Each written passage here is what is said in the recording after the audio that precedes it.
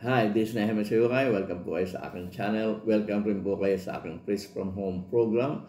Tayo po ay merong serye ng pag-aaral. Tinataludtod po natin yung Acts of the Apostles. At nung nakaraang video ay natapos po natin yung Acts chapter 8. Muli natin binalikan ngayon ang Acts chapter 8. Pero ang ating pupuntusan ay may kinalaman doon sa baptism. Kaya ang title po ng video ito ay Baptism in Acts chapter 8. Sana po ay panoorin natin at mapapanood po natin ang video ito after a short intro.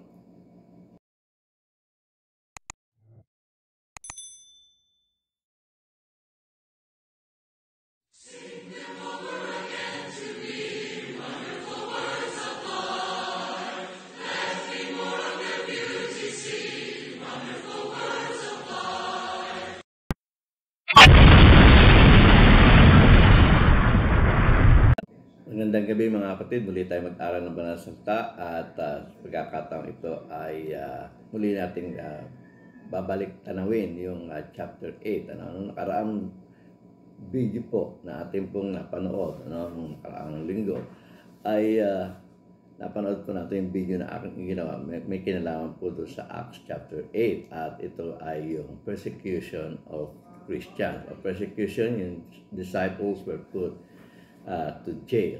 So, dito po sa ating pong tinalakay noong nakaraang linggo ay sa kabila po nung persecution. Sinimulan po itong persecution ito pagkatapos po nung persecution na ginawa nila kay Esteban na kanila pong pinatay, at pagkatapos po yun ay nasimula na po yung persecution.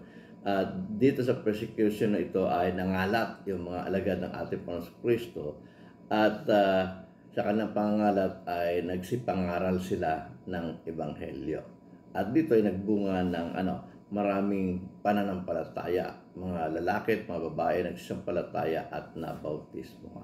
Kaya natin babalikan muli itong chapter 8 ay pupunto po tayo doon sa naganap na bautismo. Pag-aaralan po natin yung bautismo na naganap upang maintindihan natin itong bautismo na iniuutos ng ating Panginoong Kristo na dapat ganapin matapos ang isang tao ay makinig ng aral ng salita ng Diyos at manampalataya. So, sisimulan po natin ang pagbasa dito po sa Acts chapter 8 verse 1 to 3. Ganito po muli ang ating matutunghayan. On that day, a great persecution broke out against the church in Jerusalem, and all except the apostles were scattered throughout Judea and Samaria. So nangalat sila sa Judea at Samaria sapagkat sila ay pinipersecute. Godly men buried Stephen and mourned deeply for him. So alam natin yung pangyayari yun, na ibinato si Stephen at namatay, at ito pong mga alagad ng Panginoon, yung sinatawag na godly men, ay sila po yung responsible dun sa paglilibing kay Stephen. At sinimulan na nga yung pagkatapos po nun ay nagsimula na ang persecution. So verse 3, ganito po ang ating mabasa. But Saul began to destroy the church. Kasi nga kumalat na. Nagsimula na ang persecution, at sa pangunguna ni Pablo ay sinubukan niya, sinimulan niya na wasakin ang iglesia ng Panginoon. So muli natin basahin sa verse 1 to 3, ganito po ating mababasa. On that day, a great persecution broke out against the church in Jerusalem, and all except these apostles were scattered throughout Judea and Samaria. Godly men buried Stephen and mourned deeply for him. But Saul began to destroy the church. Going from house to house, he dragged off both men and women and put them in prison. So yan po yung naganap. Sinimulan ni apostol na Pablo, hindi pa siya apostol nito, Saulo pa po siya, at sinimulan niya yung pagwasak sa iglesia ng Panginoon. So hindi to sinasabi sinimulan niyang wasakin ng iglesia, pero anong ginawa niya? no, nag-house to house siya, yung pong naniniwala sa ating Panginoon Kristo ay kanyang dinadala sa kulungan. Maging lalaki man ito o maging babae. Pag na-identify na agad ng ating Panginoon Kristo, ito ay kanyang kinukulong. Sa verse 4, ganito po ating mabasa, those who had been scattered preached the word wherever they went. So, hindi problema yung kagaya ng nangyayari ngayon no? Kapag ang isang tao ay napunta sa isang lugar, hanap ng iglesia. Noon, wala namang iglesia sa iba't ibang lugar. So, sila yung mismong naobliga na doon sa pinuntahan ng lugar na wala pang nangangaral ng ebanghelyo, doon po sila nagsisimulang mangaral ng ebanghelyo. At maging si Philip, no, na makapunta sa Samaria, siya po ay nangaral ng ebanghelyo. Muli nating basahin ang chapter 8 verse 46. Ganito po ating mabasa. Those who had been scattered preached the word wherever they went. Philip went down to a city in Samaria and proclaimed the Messiah there. So makita natin yung preach the word, no, ay proclaiming the Messiah. Iisa lang po yun. When you proclaim the Messiah, you preach the word. You preach the word of God. Okay. So, verse 6 at hanggang 8, ganito po ating mabasa. Acts chapter 8, verse 6 to 8, ganito po ating mabasa. When the crowds heard Philip and saw the signs he performed, they all paid close attention to what he said. For with shrieks, impure in spirit came out of many, and many who were paralyzed or lame were healed. So there was joy, or great joy, in that city. So, yung nakakinig kay Philip, no? Sabi, when the crowd heard Philip, and yung nakasaksi ng mga ginagawa niyang mga himala, ay nag-pay attention to what he said, no? Ibig sabihin, nakinig kay Philip, no? Yung mga tao na nakarinig at nakasaksi ng kanyang ginagawa. At siyempre, dahil nagsucceed yung pangangaral ng ebanghelyo, ang sabi din sa verse 8, so there was great joy in the city. So sa verse 9 to 10, ganito po ating mabasa. Now for some time a man named Simon had practiced sorcery in the city and amazed all the people of Samaria. So habang nangaral si Philip, doon naman si Luke ay merong ibinidang tao, ang pangalan ay Simon, at ito ay naging bantog sa Samaria dahil doon sa kanyang sorcery. Marami siyang napapaniwala at maraming sumusunod sa kanya. Muli natin basahin, ang sabi po ng banal na kasulatan ay ganito. Now for some time, a man named Simon had practiced sorcery in the city and amazed all the people of Samaria. He boasted that he was someone great. No? Pinakikilala niya kanya sarili, Simon the Great. So verse 10 sabi, and all the people, both high and low, gave him their attention and exclaimed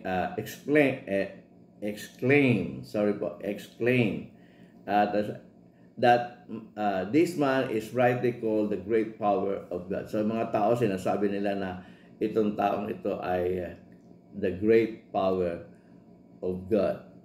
So, sabay, nagkasabay po yun, no? Si Philip nangangaral ng ebanghelyo, ito naman ang nagpe-perform ng sorcery. So, sila ay parehong pina-follow ng mga tao, no?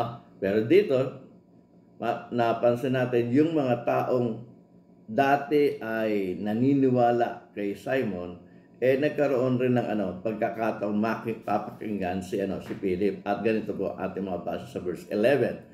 They followed him because he had amazed them for a long time with sorcery. But when they believed Philip as he proclaimed the good news of the kingdom of God and the name of Jesus Christ, they were baptized, both men and women. Simon himself believed and was baptized, and he followed Philip astonished by the great signs and miracles he saw. So, pansinin po natin dito, no? Yung mga tao na-amaze kay Simon, no? Doon sa kanyang mga sorcery na ginagawa, no? Yung kanyang mga magic, no? Na-amaze sa mga tao, sumusunod sa kanya. Pero, nung mapakinggan nila si Philip,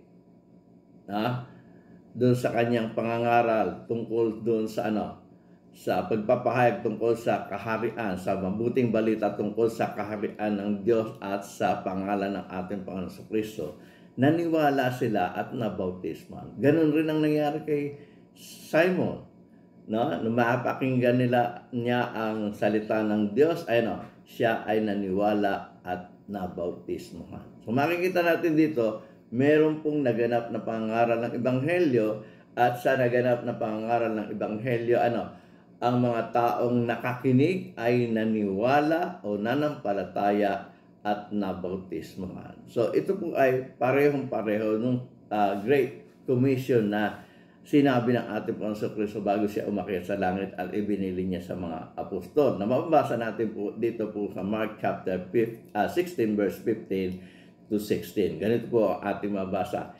He said to them, "Go into all the world and preach the gospel to all creation. Whoever believes and is baptized will be saved, but whoever does not believe will be condemned." So makikita natin doon sa huling binasa natin, doon sa Acts chapter 8 verse 11 to 13, nagkaroon po doon ng pangangaral ng Ebanghelyo.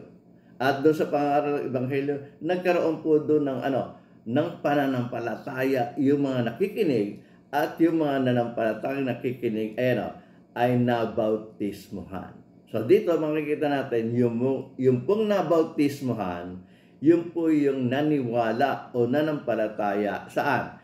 Sa Ebanghelyong ipinangangaral. Yung maraming pong mga kalalakihan at mga kababaihan sa Samaria ay sila po ay nanampalataya at nabautismuhan dahil sa kanilang pakikinig ng pangangaral ng Ebanghelyo. Tulad rin po ni Simon. Si Simon ay nakakinig ng pangangaral ng Ebanghelyo, siya po ay nanampalataya, siya po ay nabautisman. So, sang-ayon po ito dun sa Great Commission na iniutos naman ng ating Panginoon Kristo sa kanyang mga alagad. Kung ano ang iniutos ng ating Panginoon Kristo, yun rin po yung natutupad dito. Kaya po sila nabautisman, nagkaroon po sila ng pananampalataya. Kaya po sila nagkaroon ng pananampalataya dahil sa pakikinig nila ng mga salita ng Diyos. Sa pakikinig nila ng mabuting balita tungkol sa kaharian ng Diyos at sa pangalan ng ating Panginoong Jesucristo. At meron po akong video niya ng mga nakaraan. At ang video ito ay yung The Essentiality of Baptism. Kung hindi niya po napapanood, ay panoorin po ninyo. At ilalagay ko po ang link nito doon sa description. Puntahan nyo lang po yung aking description ng video ito. At makikita nyo po yung link doon. I-click nyo lang po at mapapanood nyo na po itong video ito na nasa inyong harapan. Itong thumbnail ng ating video. Ito pong The Essentiality of Baptism. So itutuloy na po natin yung ating pag-aaral dito po sa Acts 8, at ang pinupuntusan po natin dito ay ang bautismo. Tandaan po ninyo yung nakaraan, yung ating po nakita, nangaral ng Ebanghelyo, nanampalataya, nabautismuhan. So hindi pwede pong nababautismuhan yung hindi na nanampalataya. Kailangan po siyang magkaroon ng pananampalataya. Saan? Doon po sa Ebanghelyong kanyang napakinggan, at para siya ay mabautismuhan. Hindi pwedeng bautismuhan ang isang taong hindi sumampalataya. So tuloy natin po ang pagbasa. Sabi po doon sa verse 14 to 16, ganito po ating mabasa.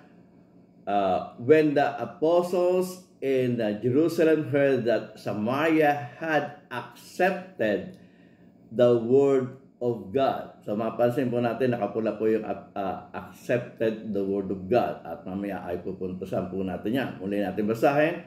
When the apostles in Jerusalem heard that Samaria had accepted the Word of God, they sent Peter and John to Samaria. When they arrived, they prayed for the new believers there that they might receive the Holy Spirit, because the Holy Spirit had not yet come on any of them. They had simply been baptized in the name of the Lord Jesus Christ. So hindi na natin pupuntasan yung receiving of the Holy Spirit. Ang pupuntasan po natin dito yung baptism, no? Yung na naganap. So makikita natin dito, they accepted the Word of God.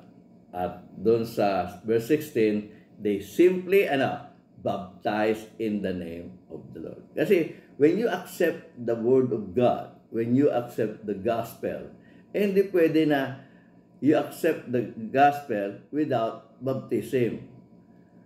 When you accept the gospel, ang patunay niyan, you will undergo baptism. At gaya po yan na mabasa natin dito po sa Acts chapter 2 verse 40 to 41. Tatandaan nyo sa Acts chapter 2 dun sa araw ng Pentecostes, na kung saan ay nangaral si Pedro, at sa kanyang pagpapatuloy na pangaral, may mga taong tumanggap sa kanyang ipinangaral. At yan ay mabasa natin nga dito sa Acts chapter 2 verse 40 to 41. Ganito po ating mabasa.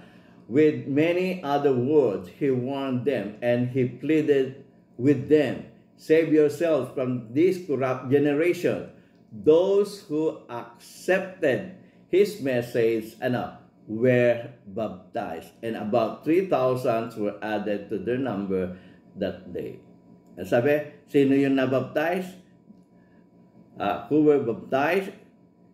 Those who accepted the message of Peter, who accepted the gospel.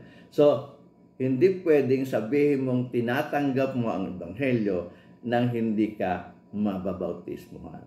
So, ang patunay na tinanggap mo ang pangangaral ng ebanghelyo, dapat kang mabautismuhan. At hindi ka naman mababautismuhan kung hindi ka sumampalataya. At hindi ka naman sasampalataya kung hindi mo mapapakinggan ang ebanghelyong ipinangaral. Sa mga katuwid, ang bautismo ay hindi pwedeng gawin kung hindi mo tatanggapin ang salita ng Diyos. Hindi ka sasampalataya sa salita ng Diyos. At hindi mo pwedeng sabihin tinanggap mo ang salita ng Diyos, tinanggap mo ang ebanghelyo nang hindi ka mababautismo. Kaya nga po yung mga nakakakinig na po ng pangangaral na ito at meron na pong pananampalataya, isa na lang po inaantay ng ating Panginoon Kristo sa iyong gawin na dapat mong gawin, ikaw po ay magpabautismo. So tuloy po natin pagbabasa dito po sa Acts chapter 8 verse 17 to 19. Ganito po ang ating mababasa. Then Peter and John placed their hands on them, and they received the Holy Spirit. When Simon saw that the Spirit was given at the laying on of apostles' hands, he offered them money and said, give me also this ability so that everyone whom I lay my hands may receive the Spirit. So makikita natin si Simon na manggagaway, si Simon na magician, na nakakinig ng aral, nanampalataya, na bautismuhan. Di ba ang pangako ng ating Panginoon Kristo, siya ay ligtas? Pero sa pagkakataong ito, matapos na mangyari sa kanyang ito, meron siyang nagawang pagkakasala.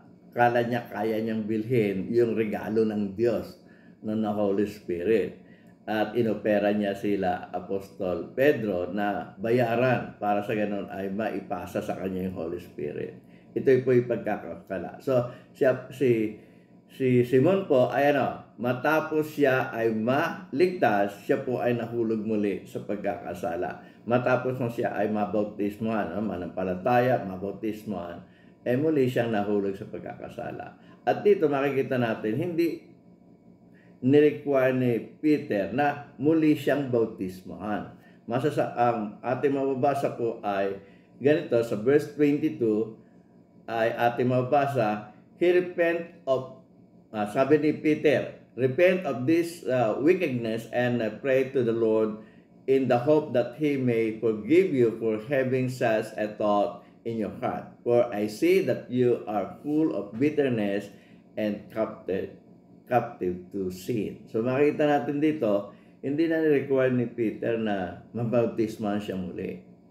Ang require na lang sa kanya ni Peter ay magsisi ng kanyang mga kasalanan at magbalik muli sa Diyos. So wala pong rebaptism na naganap. So sa verse 26 to 28, ganito po ating mabasa. Now an angel of the Lord said to Philip, go south to the road, the desert road that goes down from Jerusalem to Gaza. So he started out, and on his way he met an Ethiopian eunuch, an important official in charge of all the treasury of the Kandake. Yung Kandake po, queen of Ethiopians.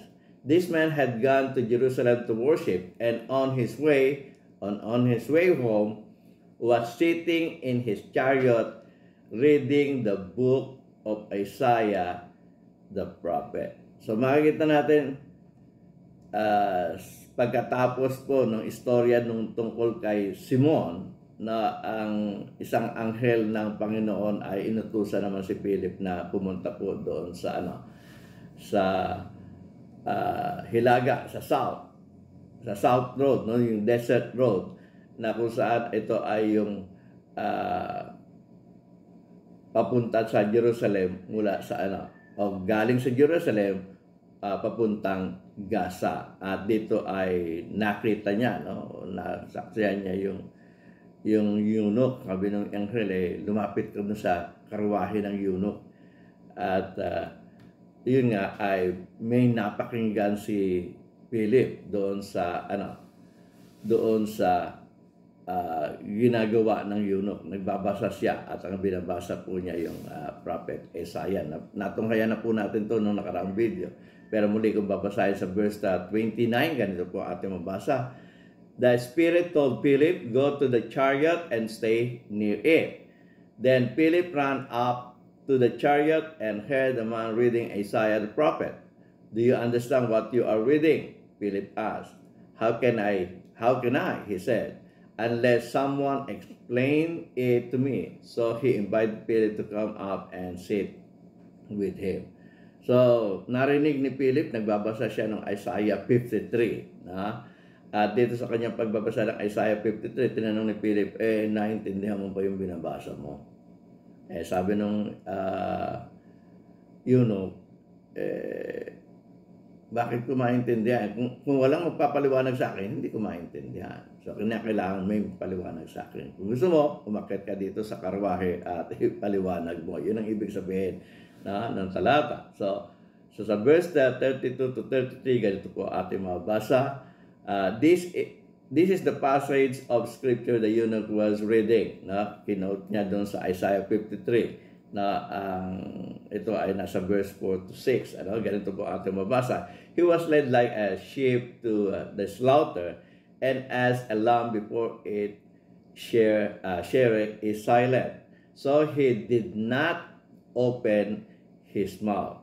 In his humiliation, he was deprived of justice. Who can speak of his descendants? For his life was taken from the earth. So ito yung Isaiah 53. At dito ay nagtanong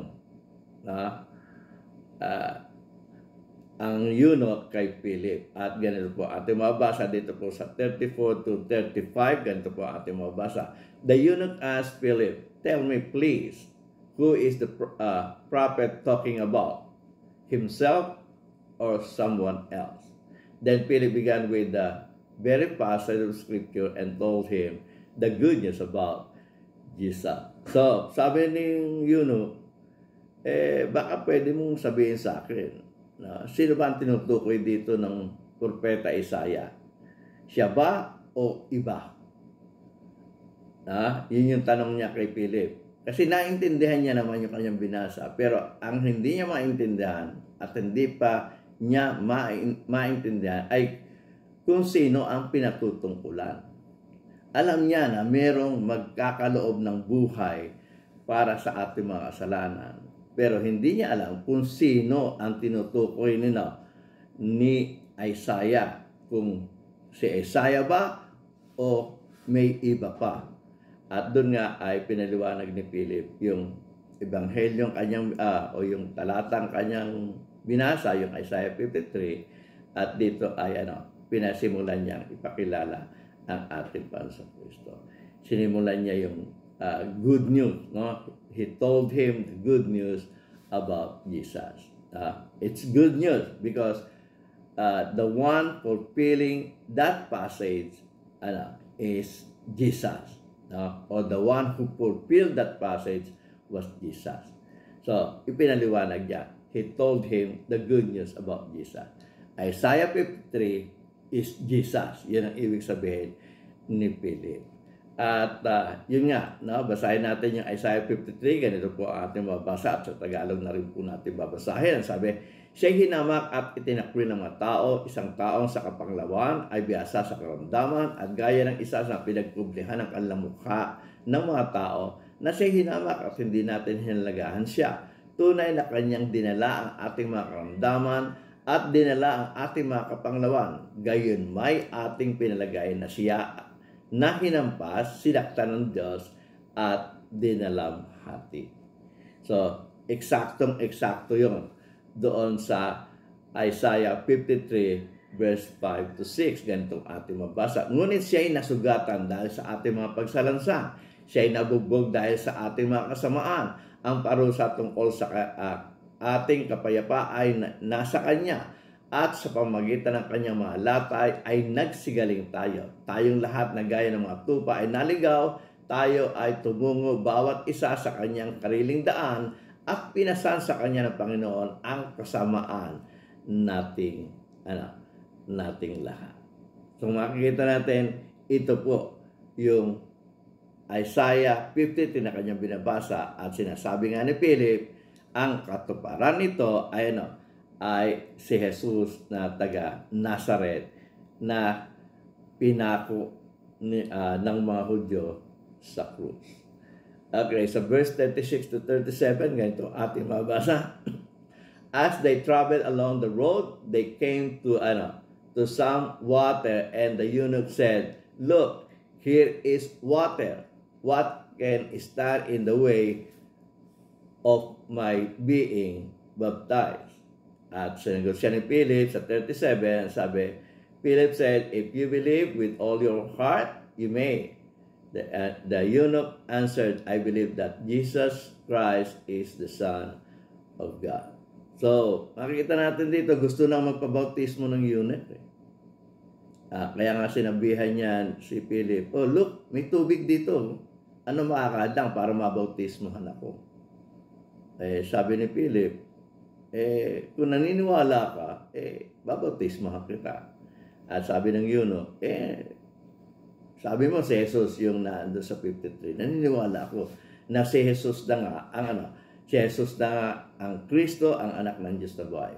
Si Jesus Kristo, ang anak ng Diyos na buhay. At dahil doon, ay binautismahan sila ni Philip. Ano yung naganap? Tingnan po natin dito sa 38 to 39. Ganito po ating mabasa.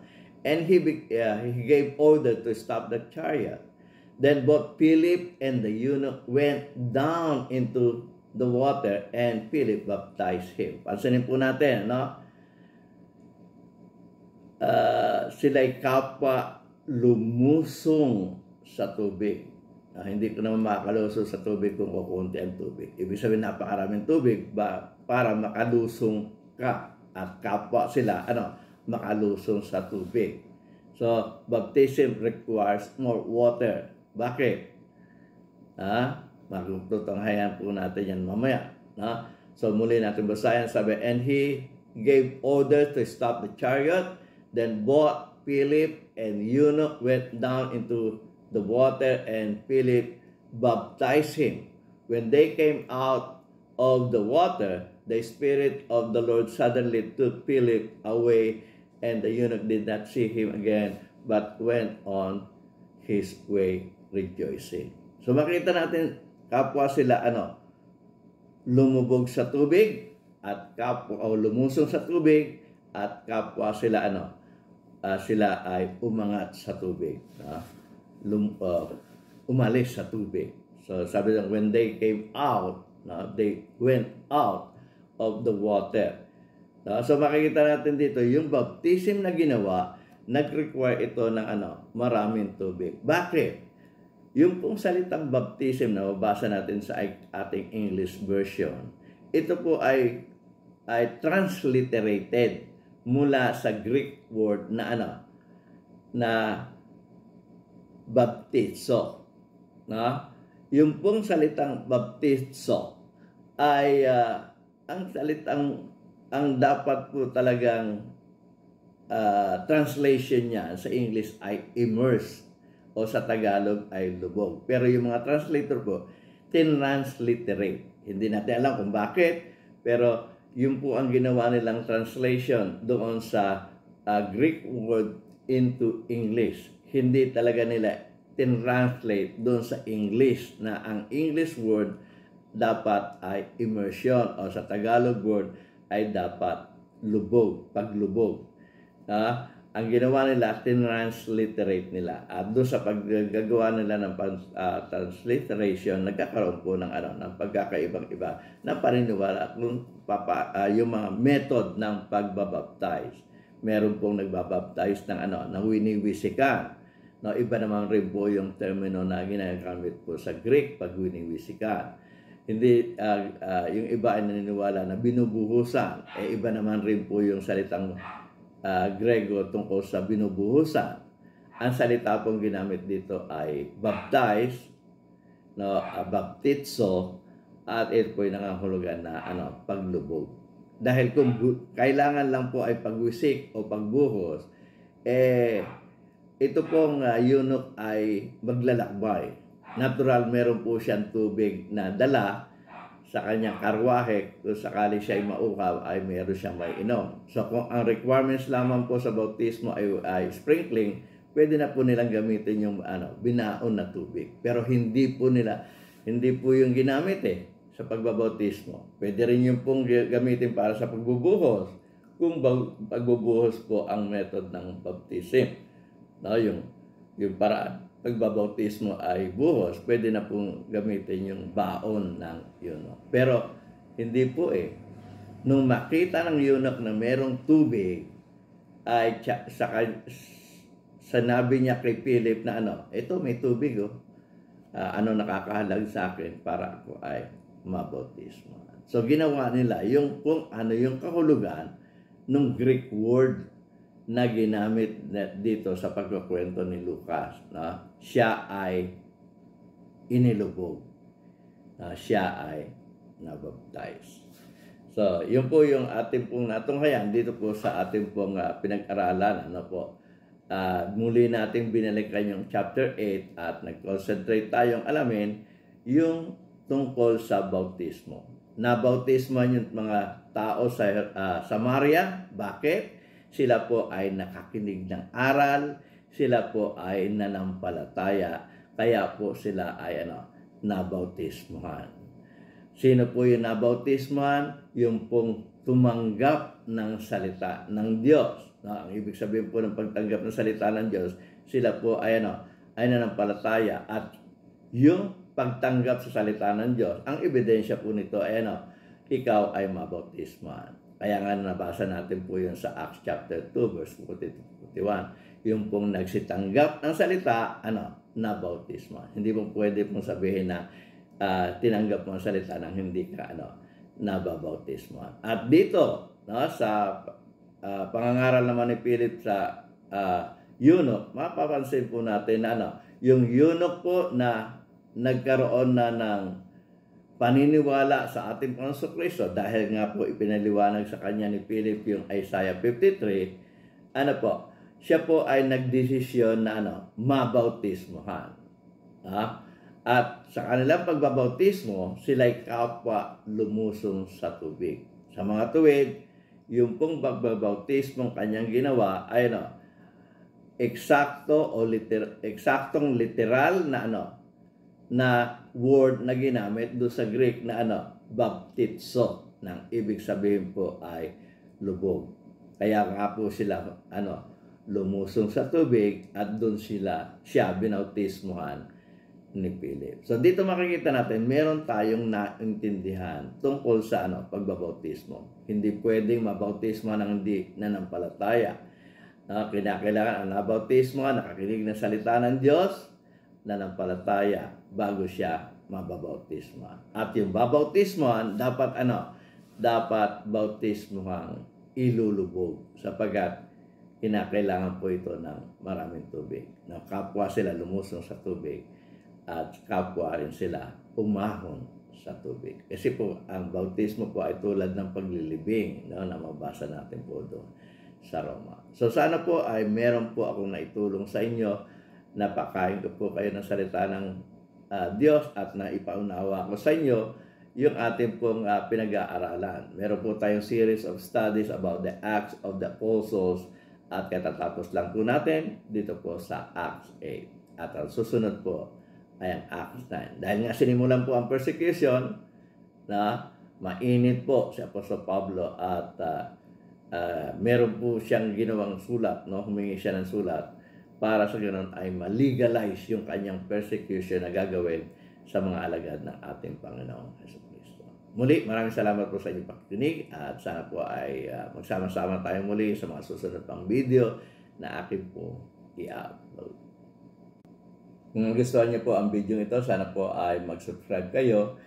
I-ring nyo na rin po yung bell para sa ganun ay ma-notify kayo sa mga susunod pa mga video na akin pong i-upload. Sana po ay i-like nyo na rin po ang video ito. At kung gusto nyo pong makabahagi sa pangaral ng Ebanghelyo, sana po ay i-share nyo po ito sa inyong mga kaibigan. At kung meron po kayong comment, sana po ay mag-comment kayo. At sana po ay panoorin niyo po itong mga video ito na inyong harapan. At kung gusto niyo naman po mag-subscribe, ito pong bilog sa aking likuran ay inyo pong i-press. Muli, ako po si Jaime Sayuhay at labis po ako nagpapasalamat sa inyo.